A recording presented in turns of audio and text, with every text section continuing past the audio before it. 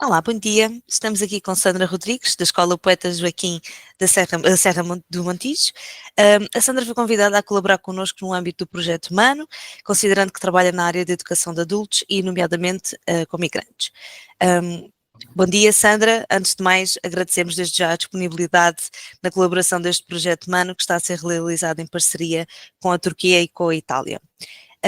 Dada a sua experiência, gostaríamos de lhe fazer algumas questões que nos poderão aqui ajudar a desenvolver os melhores resultados no âmbito deste projeto. Começo aqui a pedir para que se apresente brevemente e diga assim, só na generalidade, quais é que são as atividades que tem, que são referentes à educação de adultos e, considerando migrantes, qual é a predominância da origem dos mesmos. Olá, bom dia. Obrigada pelo convite, pelo desafio. Portanto, como é que eu me apresento? Profissionalmente, sou professora de carreira há 30 anos, sensivelmente. Sou professora do ensino básico e secundário e do ensino superior.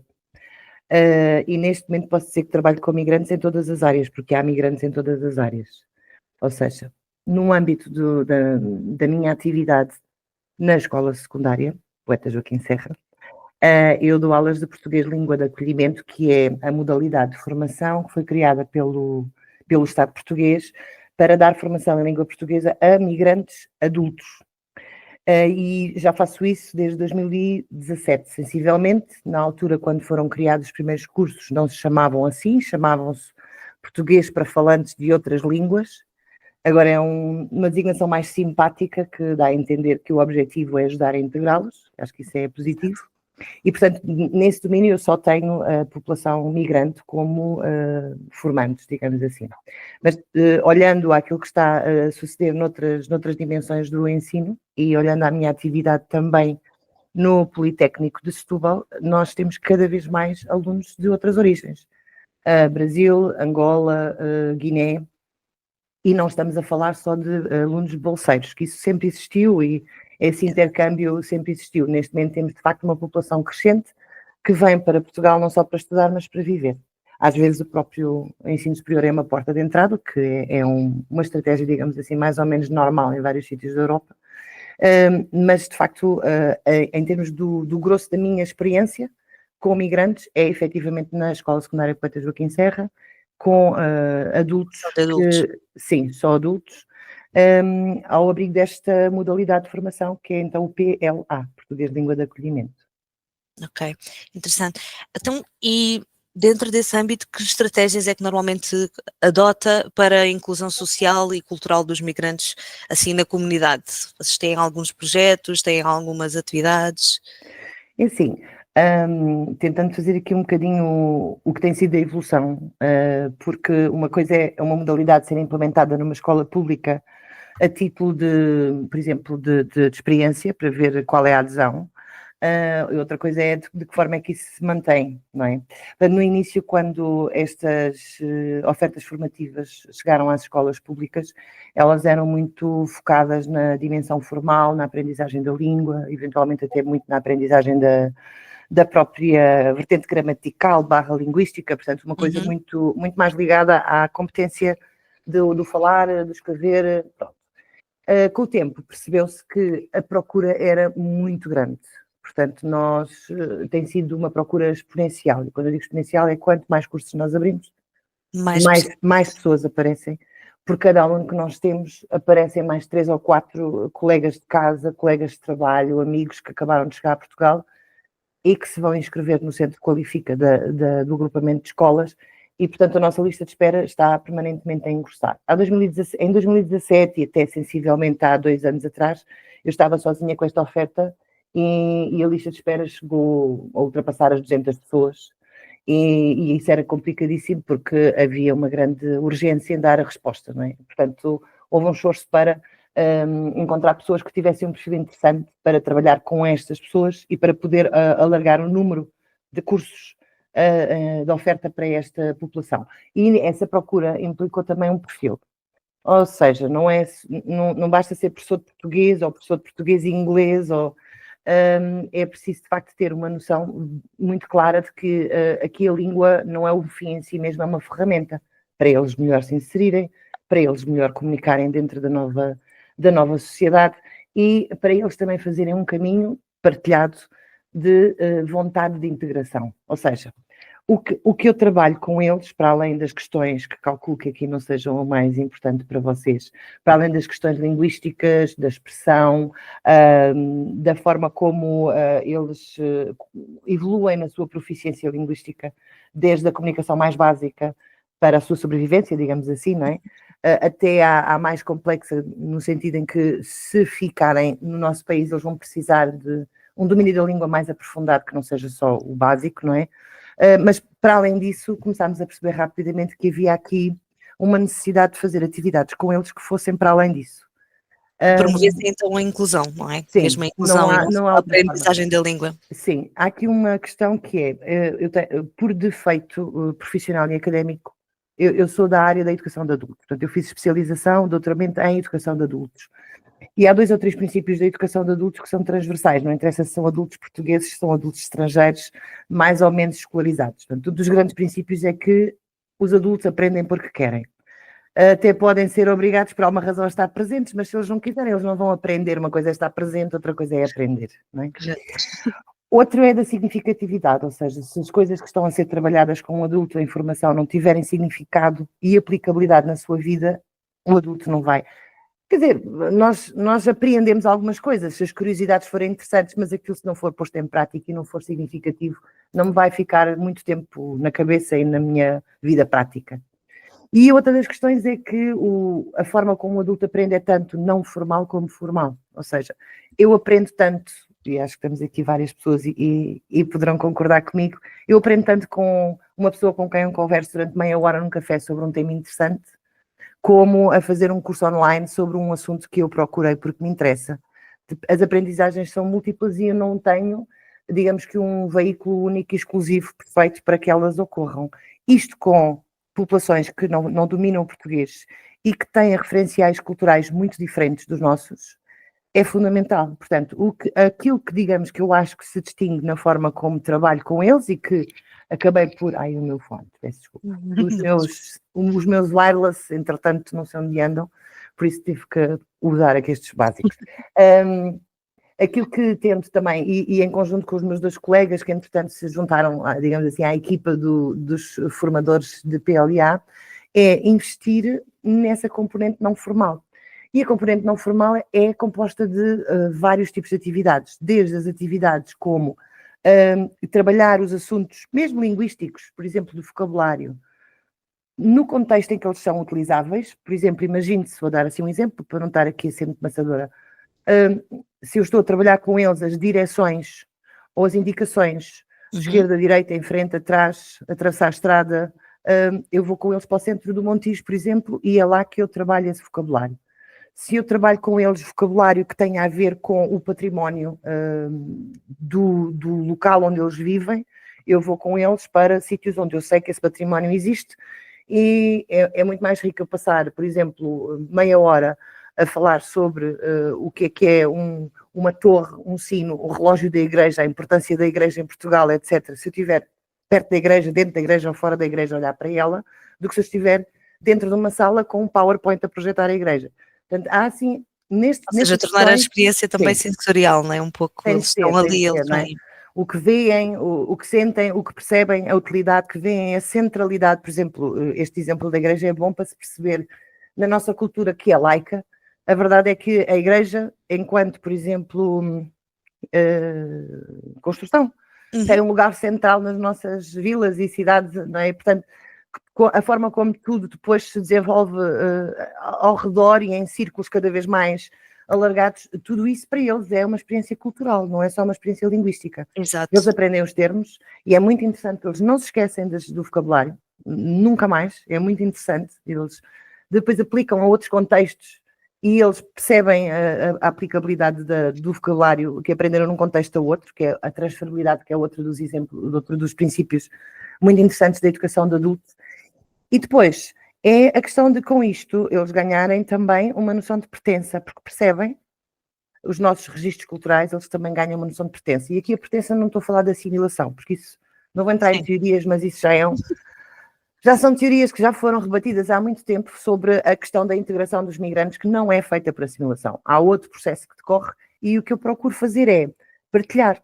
Eu mostro-lhes um bocadinho do meu património, meu entre aspas, eles mostram-me o deles, e eu acho que ao final de algum tempo existe uma noção de que quem está em aula não é uma portuguesa, 10 nepaleses, 2 indianos, um francês, um belga e um venezuelano.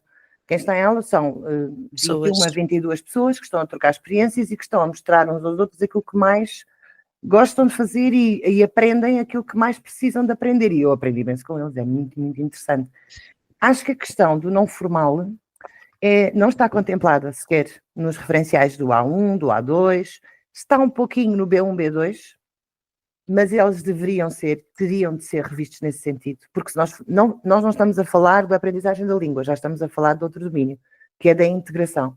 E não há integração só porque eu posso falar muito bem inglês, eu posso fazer um curso do Cambridge e sou expert e sou nível não sei quantos e tenho um certificate não sei do quê, mas isso não significa que eu me integre se eu for trabalhar para o Reino Unido. Nada, não tem nada a ver uma coisa com a outra, não é?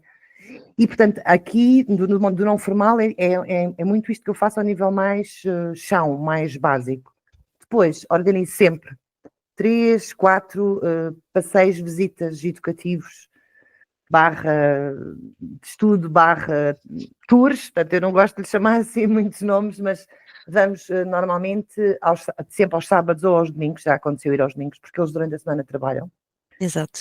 Vamos a cidades emblemáticas, por exemplo, agora no dia 12 de Abril vamos a Coimbra, em Fevereiro fomos a Évora, havemos de ir depois mais para o interior e, por outras razões, para Monsaraz. Portanto, qual é que o critério? É escolher regiões / cidades que tenham sido emblemáticas e que me sirvam de ponte para lhes trabalhar com eles outros conteúdos que não são tão fáceis de aceder. Lá está, eu posso fazer isso com PowerPoint. Sim, mas não eles é não a vão mesma coisa. aprender. Não, mas eles não vão aprender, quer dizer, vão saber que existe uma cidade chamada Coimbra e tem uma universidade, basicamente é só isto, não é? Mas tudo o que tenha a ver com a ocupação romana, tudo o que tenha a ver com a forma como surge um conjunto de palavras ligadas com a nossa história, a história de Portugal, o facto, por exemplo, para eles, um castelo, nós não temos a noção, mas eles não têm castelos na maior parte dos seus países, estou a falar do Indostão, não é? Não há, essa noção não existe. Existe a noção de fortaleza, mas a noção de castelo é outra coisa. Há, assim, uma série de coisas que pegam com o registro linguístico, pega com o registro cultural, e que eu acho que se for bem explorado, não só eles aprendem melhor, como sentem-se com mais vontade, mas sabe, porque a educação de adultos aplicada a migrantes é isto, é colocar neles a vontade de aprenderem e se integrarem, não sou eu que os vou obrigar.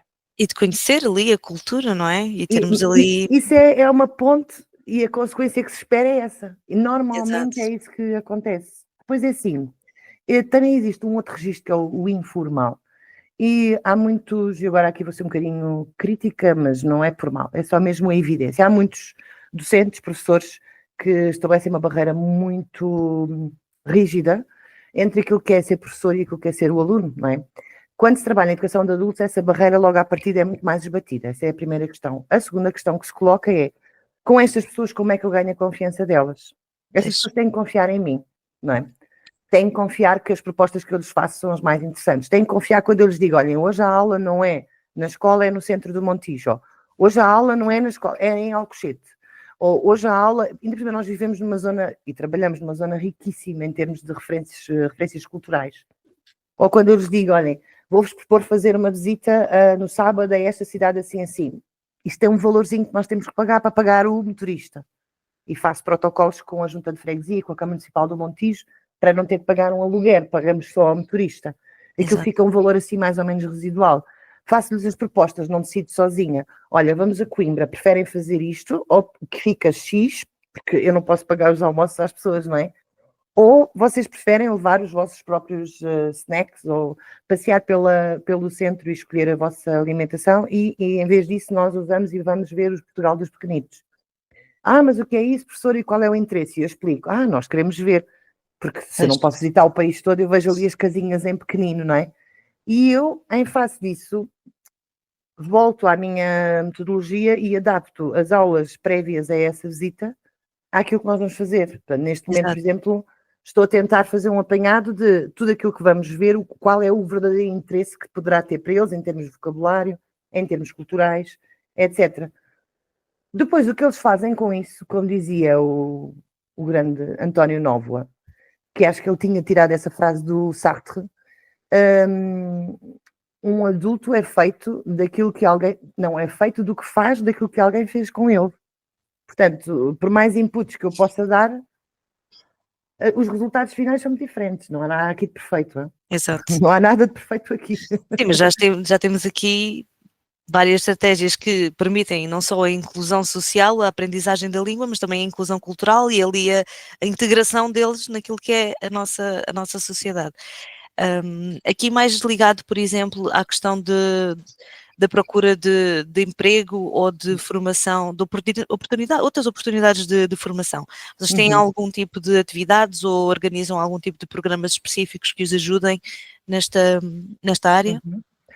Olhem, é assim, desde 2018, 2019, comecei a fazer muitas atividades em parceria com a Câmara Municipal do Montijo, e a bem da verdade foi a Câmara Municipal do Montijo que me procurou a primeira vez, porque houve uma aluna que me referiu e então eles procuraram-me, e que tem um gabinete de atendimento ao migrante, de apoio ao migrante, é o CLAIM, que faz parte da antiga rede de centros de locais de apoio aos imigrantes, que agora as coisas estão assim um bocadinho confusas, não se sabe bem, porque era da ACM, quando passou para a AIMA, as coisas agora estão assim um bocadinho viradas, pernas para o ar, mas pronto, o gabinete continua a existir, e desde aí faço muitas atividades com a Câmara, estas que vos disse, aquilo que chamo mesas de conversação, em que chamo mediadores para cada uma das mesas, que são elementos da Câmara Municipal, um do Gabinete da Habitação, outro da Saúde, outro do Gabinete de Turismo, a própria pessoa que está à frente do Gabinete de inclusão, para a inclusão dos migrantes. E o que acontece muitas vezes é, para além da conversação, há um momento de esclarecimento, há um pedido de perguntam coisas. Outra coisa que tem acontecido é cada vez que a própria Câmara tem atividades relativas à saúde, à habitação, ao emprego, ao esclarecimento, procuram e vão às minhas sessões, digamos assim, fazemos ali alterações de horários e tal, e eles assistem. A última, por exemplo, foi sobre a tuberculose, mas, ou seja, ao nível da saúde, e ficam pontes feitas e eles passam a saber que existe um gabinete que dá apoio a... Aqui há uns 5 anos, talvez, fizemos uma coisa muito interessante, que foi a Câmara manifestou interesse e como tinha um PMIM, que é um plano para a integração dos migrantes com financiamento europeu, aquilo que fizeram foi mesmo um folheto sobre a documentação, procura de emprego, etc., no Conselho de Montijo, e na altura pediram-me ajuda para indicar pessoas que pudessem ajudar na tradução, e portanto esse folheto está traduzido em várias línguas, por exemplo, está traduzido em nepalês, o que é muito interessante, portanto houve essa preocupação. Eu sozinha, sou só uma professora, se não fizer parcerias, eu não consigo fazer muito mais do que isto que vos disse antes, não é? Quando nós conseguimos assim abrir um bocadinho o espectro, e havendo boa vontade também da parte de outras entidades, já se conseguem fazer coisas mais interessantes. No que diz respeito ao emprego, porque estas coisas estão todas interligadas, é uma das áreas mais complexas. Por exemplo, quando a Câmara quis fazer o projeto do plano municipal, a pessoa que está à frente disso, que é a Filipa, e eu tentámos por várias vias contactar várias empresas onde sabíamos que havia muitos dos nossos formandos empregados, por exemplo, aqui no Montijo é muito na ordem da floricultura, agricultura biológica, ou agricultura massiva, portanto intensiva, mas estufas, portanto há aqui um misto de coisas, mas há sobretudo, portanto 80% dos nossos alunos trabalham nestas áreas da agricultura e da exploração agropecuária e havia alguns patrões, vamos lhe chamar assim que é mais fácil, que não se importavam de dar resposta, havia outros que nem sequer responderam, portanto a Filipa teve muita dificuldade em fazer a recolha das necessidades de emprego para poder fazer essa dimensão, esse eixo dentro do projeto, porque eu acho que o patronato em Portugal ainda tem muita dificuldade em mostrar quais são as suas estratégias de desenvolvimento, quais são as suas estratégias para recrutamento de recursos humanos, vamos lhe chamar assim, para não chamar mão de obra, por vezes explorada e mal paga. Mas, portanto, há assim, é o terreno mais pantanoso de todos, porque as pessoas têm cada vez mais noção das dificuldades que esta população tem em encontrar habitação. As pessoas sabem perfeitamente que estas pessoas não têm muito apoio, há muitas entidades, há algumas associações de apoio a estas entidades, mas que se concentram muito na capital. Sendo que estas pessoas não estão só na capital, nem estão sobretudo na capital, estão nas periferias. Não é? Aqui há uns 2, 3 anos tentei convencer a Câmara a recuperar uma ideia antiga que era de criar uma associação intercultural, só que eles tinham tido uma experiência muito, muito, muito complicada. Tinham tido uma associação que tiveram que terminar a atividade aqui há uns 10 anos atrás, 10 anos antes disso, desculpem, e portanto não quiseram avançar com essa ideia e a ideia ficou em banho-maria, ainda não aconteceu. Mas é fundamental porque nós não temos... Eu vou tendo alguns... agora só me vem a palavra em inglês, glimpses, não é? Vou tendo assim alguns lampejos daquilo que é o mercado de trabalho para estas pessoas. E é um bocadinho angustiante perceber algumas realidades, não é? Outras não. Também é preciso não ficar demasiado angustiado sem saber qual é a real realidade. Portanto, porque há pessoas que já têm contratos há muitos anos, já estão efetivas, não quer dizer que tenham as melhores condições de trabalho, não quer dizer que tenham os melhores ordenados deste mundo, mas não são mal tratadas, não é? Há de tudo. Agora, o que não há é muita transparência. Nós não conseguimos perceber, muitas vezes, qual é a realidade do mercado de trabalho destas pessoas.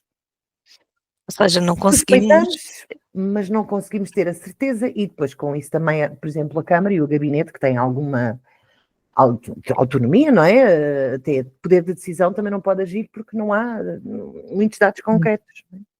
É complicado.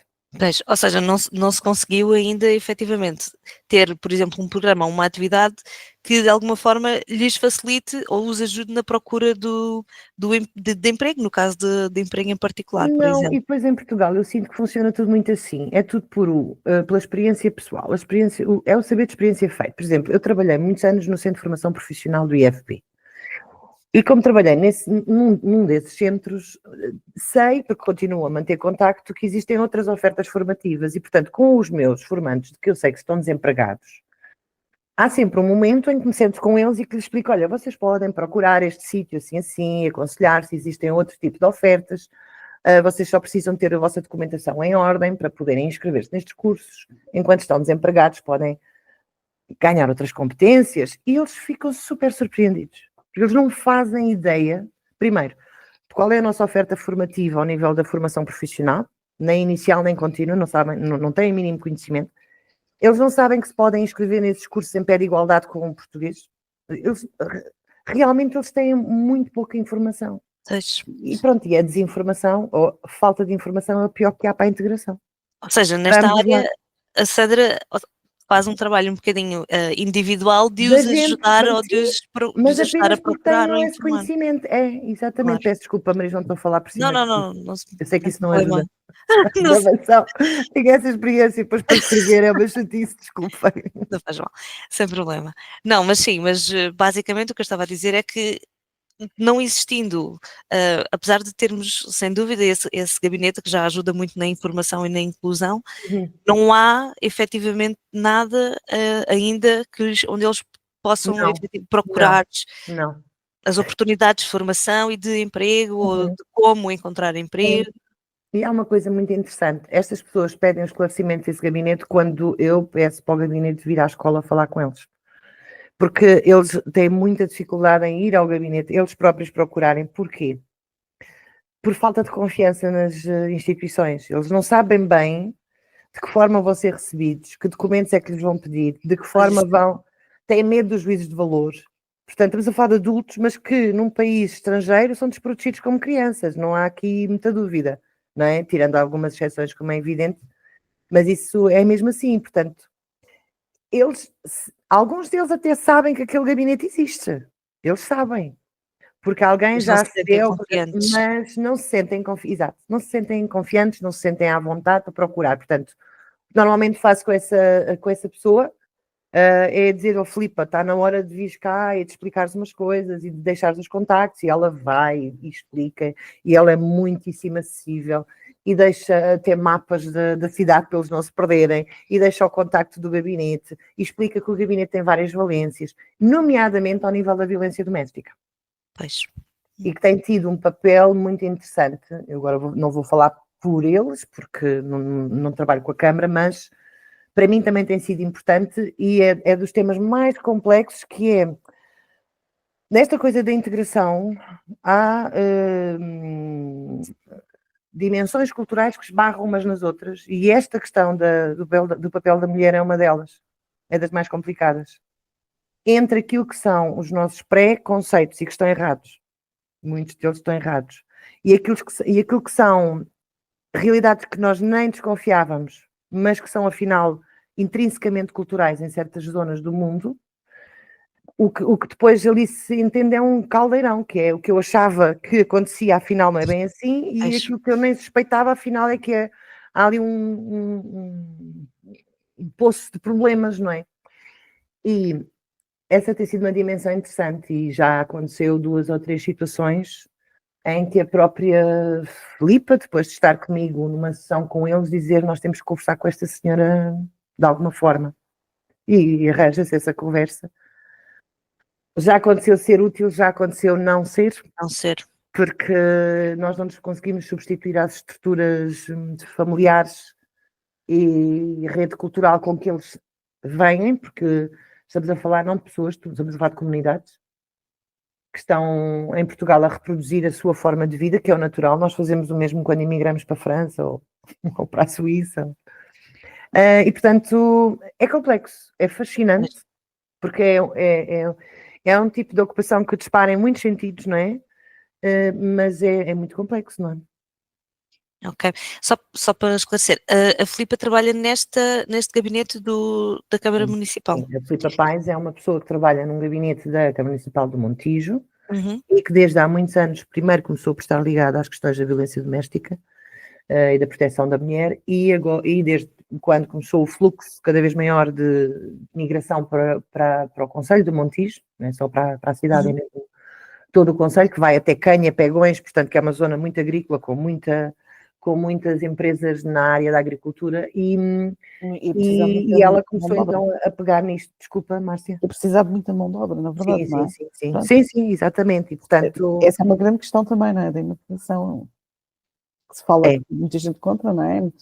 E que se fala, quer dizer, mas depois as pessoas não vão ninguém quer trabalhar naquelas áreas. Exatamente, não é?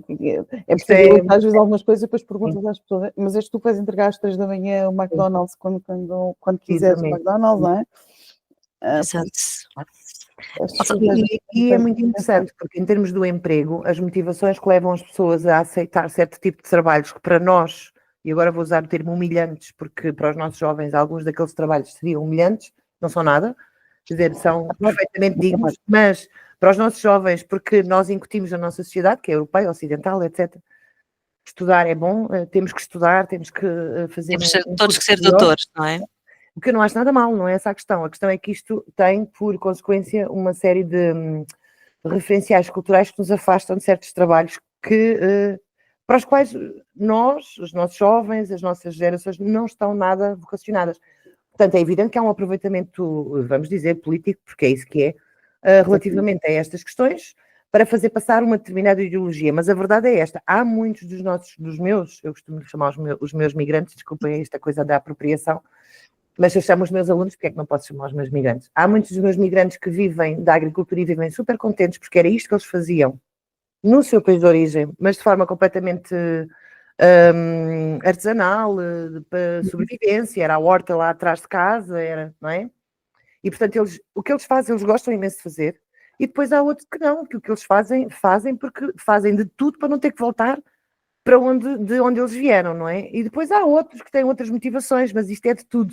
Como eu costumo dizer, há de tudo, como na farmácia. Exato. E, portanto, não se pode esperar nem a total transparência, nem a total boa vontade, nem pelo contrário, a total má-fé.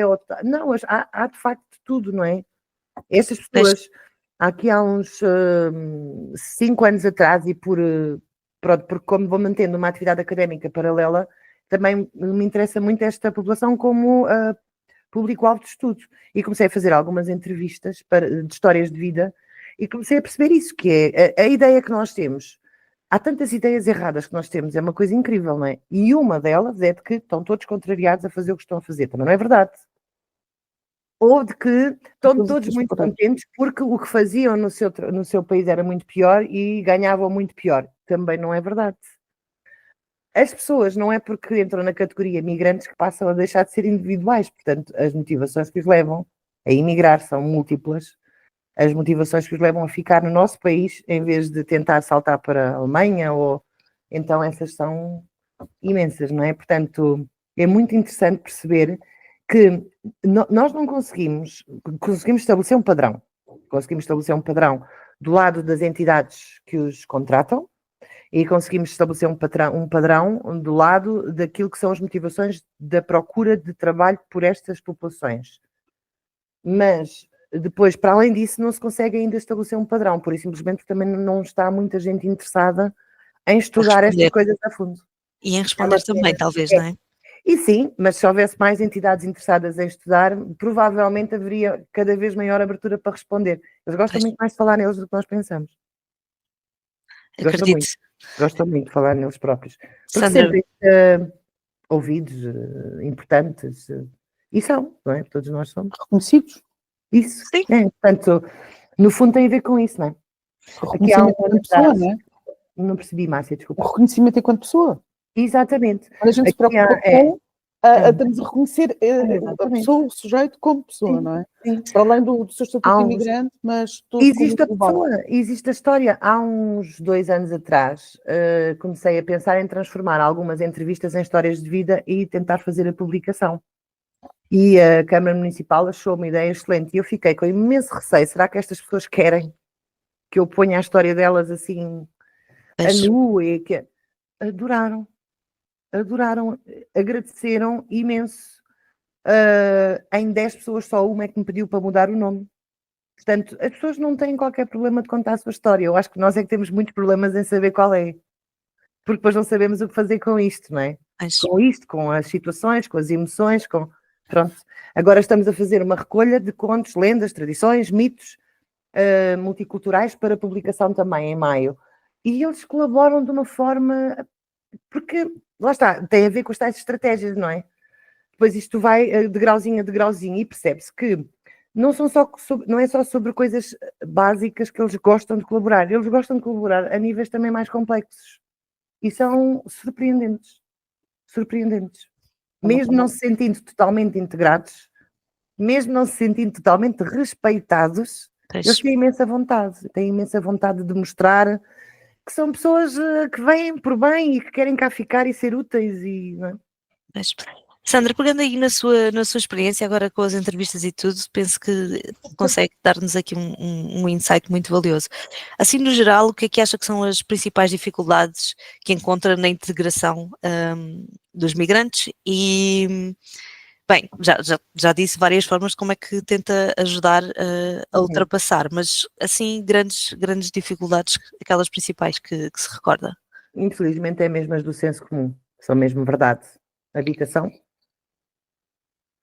acesso à saúde, acesso a estabilidade no trabalho e, curiosamente, a área de que eles nunca se queixam, nem deles, nem dos seus filhos, é a educação.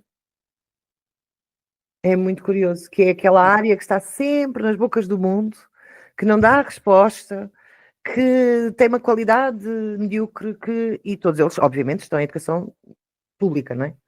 E eles são super agradecidos por isso, de uma forma muito transversal. Agora, quando eu digo eles, vamos lá ver, estamos a falar de 80% do meu público-alvo, que é do Indostão, não é? Não estamos a falar dos outros 20% que vêm ou da Europa, ou de alguns países da América do Sul. Agora, os que esmagadoramente vêm, que é do Nepal, da Índia, do Paquistão, e estou a dizer por ordem, não é? Decrescente. Top dos tops, não digo que seja a população com maior representatividade em termos de imigração em Portugal, mas é aquela que mais procura a formação, o que também diz muito depois da curiosidade sociocultural destas nacionalidades, não é? Portanto, as pessoas do Nepal, as pessoas da Índia, depois as pessoas do Paquistão, efetivamente estas pessoas o que revelam é uma enorme dificuldade em dar confiança, não é dar motivos, demonstrar que podem confiar neles, está-me a falhar a palavra, porque de facto, e eles percebem isso perfeitamente, porque eles são muito diferentes de nós. Sim. Eu costumo dizer, olha, isso não é bem verdade, que eu já fui muitas vezes a países fora da Europa e acham sempre que vou a Marrocos, acham que eu sou marroquina. Se eu for ao Brasil, acham que eu sou brasileira. Se eu for... Isso não é bem assim, porque os portugueses até têm uma complexão mais ou menos indistinta na maior parte dos casos, não é? É porque nós somos uma fusão. Trabalho Somos imenso. a Turquia, somos turcas. Somos turcas, exatamente. Eu acho que ainda é a mais de todas, não é? Eu É passo incrível. muito turca. Sim, portanto, mas eles sentem isso, não é? Portanto, eles sentem que a sua origem, a cor da pele e o não dominar em português é o maior entrave de todos. Porquê? Porque isso provoca, tanto, já disse aqui várias coisas, não é? Vamos começar pela mais básica e triste, que é o racismo. Eles sentem-se marginalizados, estas nacionalidades que eu disse. É a questão da língua, que é a segunda maior barreira. Em muitas circunstâncias eles partilham comigo que num supermercado, num serviço público, as pessoas têm realmente muito falta de educação. Fala português, quer dizer, isto é tão desagradável. Incutiram-nos a nós a ideia de que tínhamos que aprender inglês desde o primeiro ciclo. Então para quê? Vamos todos emigrar nós? Ou vamos todos trabalhar com multiculturais em que precisamos falar de inglês? Ou foi para sermos um povo acolhedor? Quer dizer, há aqui coisas que são de facto tristes de explicar, nós percebemos-la. Depois é o fator, tudo o que isso provoca, não é? Porque reparem, por exemplo, há um mercado assustador de aluguer de habitações que fazem as pessoas passar por entrevistas. Os senhorios têm toda a facilidade, têm todas as condições para selecionar quem querem, fique nas casas. E temos aqui mesmo um problema, não é? Que é o facto de muitas vezes as empresas, imaginem, da agricultura, destas regiões que nós estivemos aqui a falar, oferecem como compensação de um salário baixo terem um contentor para viver e partilhar com outras 10 pessoas. E isto Como se fosse bom. como se fosse uma coisa boa, não é? E isto é difícil, isto é um murro no estômago. Mas não é por isso que me encolho de falar nisso com eles, porque, aliás, um dos temas que nós trabalhamos é mesmo a da habitação, portanto, ou seja, dos serviços, digamos assim, e onde eu depois esforço um bocadinho as questões da habitação, porque também nos interessa perceber quais são as dificuldades, e o tempo passa e não melhora. Não melhora, portanto, já estou nisto há 8 anos e não tem melhorado, tem complicado, porque a vaga migratória também tem crescido imenso. E depois há todos aqueles que oferecem, vou pôr as aspas, que é horrível fazer isto, mas que oferecem trabalho ou que oferecem a habitação, que vão percebendo que isto são nichos de negócio e, portanto, criam-se negócios a propósito destas vagas que antes não existiam. E é muito complicado. As pessoas aproveitam-se, não é? Há um oportunismo aqui sobre a vulnerabilidade. Da saúde, depende de onde eles vêm. Se vêm de um país, obviamente, mais desenvolvido, ou europeu ou ocidentalizado, acham que a nossa saúde é um caos. Se eles vêm de um país, como sendo, por exemplo, o Nepal, onde não há estruturas nem serviços mínimos, não é? Nestas áreas, eles acham que isto é ótimo, não é? Depende, não é? É preciso frisar aqui uma coisa. Eu só trabalho com pessoas que procuram o estudo, portanto, do português. São eles que procuram. Eu acho que esta boa vontade diz muito sobre as pessoas que depois trabalham com que eu e nós, as minhas colegas, trabalhamos. E eu tenho também muita dificuldade em fazer generalizações, porque eu não sei como é a população migrante que não procura a formação. Eu não sei como é, não posso estar a dizer que, que tem as mesmas motivações, que tem os mesmos perfis, não sei. E é por isso que é importante estudá-los.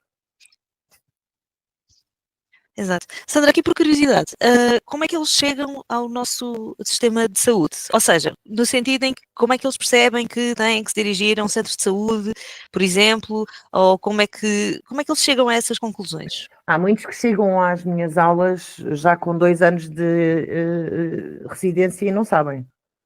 Há outros que assim que chegam sabem logo, porque depende de como é que eles chegam, não é? Chamando as coisas pelos nomes. Muitos deles vêm por redes de contratação, não é? Porque são entidades de trabalho temporário que vão contratar noutro país e que não trazem um trabalhador, trazem 20, 50. ou 30, ou 50. E nesses casos, quando eles chegam, eles têm a documentação preparada e têm a informação sobre estes sistemas básicos, porque quem faz a ponte para estas redes não são pessoas, imaginem que eles vêm do Punjab, na Índia, não são pessoas da Índia, são pessoas de Portugal que têm esta ponte com pessoas da Índia que fazem a contratação. E, portanto, as pessoas sabem, os portugueses sabem perfeitamente que têm direito à saúde, têm direito à educação, que têm que ter um NIF assim que chegam, que esse NIF depois lhes dá acesso a poderem fazer contratos de trabalho, que depois lhes dá acesso a um número de segurança social e que a coisa é assim que Cresce por aí. dá, não é? Que se cresce. Portanto, agora, os que vêm muito, por exemplo, imaginem que vem uma pessoa que primeiro passou pela França e que depois não deixou de ter trabalho e que opta por vir para Portugal e que chega meio de paraquedas, ou uma pessoa. Todas as situações, há muitas situações que são diferentes. A esmagadora maioria, quando chega, já sabe quais são os procedimentos, porque não vem totalmente às cegas, vem porque vem orientado por uma entidade ou alguém que os orienta nesse sentido.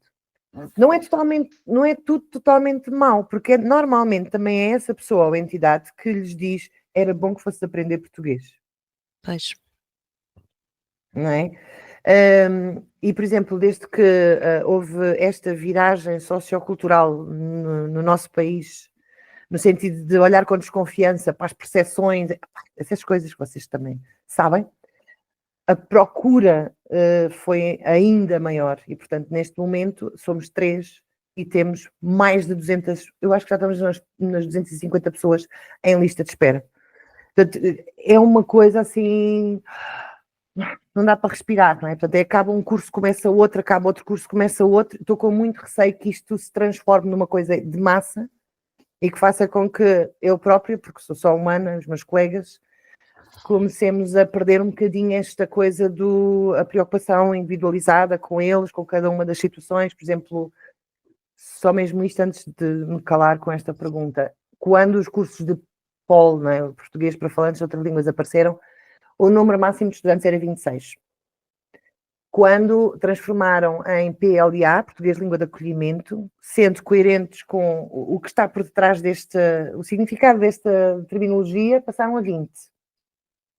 E de há um ano para cá, não sei porquê, perceberam o sarcasmo, não perceberam, não sei porquê. O número pode ser indistinto desde que se peça autorização. Ok? Portanto, neste momento já temos turmas de A1, A2 que ultrapassam os 26, que era o máximo há 7 anos atrás, ou há 8 anos atrás. Eu tenho uma turma de B1, B2 que tem 30. Portanto, está a ficar Descontrolado. massificado. Não é descontrolado, está a ficar massificado. Pois. E eu acho que a massificação de algumas práticas não resulta. Não resulta. Vamos ver o que é que isto está. Mas, portanto, eles têm noção, a maior parte deles tem noção de quais são os serviços a que eles têm o direito de aceder. Quando eu percebo que não têm, quando eu falo logo com essa minha interlocutora, ia dizer amiga, mas agora é minha amiga, mas não é nesse contexto que ela vai falar à turma. Portanto, a interlocutora da Câmara do Montijo vai, de facto, falar com eles, explica-lhes isso e diz que, em caso de dúvidas, existe aquele gabinete que os pode ajudar mais além, nomeadamente nas questões das contratações de emprego, de perceber se os contratos são... Isso. E agora, a verdade é que... Tem que respeitar a nossa lei, não é? Quer dizer, era... Às vezes não respeita. Pois, imagino que não. E, portanto, sim, na maioria eles já sabem, porque existem interlocutores, digamos assim, no processo de navegação por esse mundo fora que os vai orientando. Muitos, quando chegam às minhas aulas, também não sabem bem, mas o próprio contexto de estarem 20 ou 20 e tal num grupo em que eles depois, uma vez, 2 vezes por mês, eles têm conversação livre, até as chamadas mesas de conversação, e eles aí, de facto, tiram muitas dúvidas uns com os outros. Isso é excelente, ok? Mas, sim, não sei se feliz ou infelizmente, muitos deles sabem, porque já vêm orientados por entidades, empresas, interlocutores que sabem como é que funcionam esses sistemas no nosso país. Exato. Sandra, muito obrigada pela sua atenção, muito obrigada pela disponibilidade. Foi uma entrevista riquíssima, temos imenso com que trabalhar e pela sua simpatia. Muito obrigada. Querida, obrigada.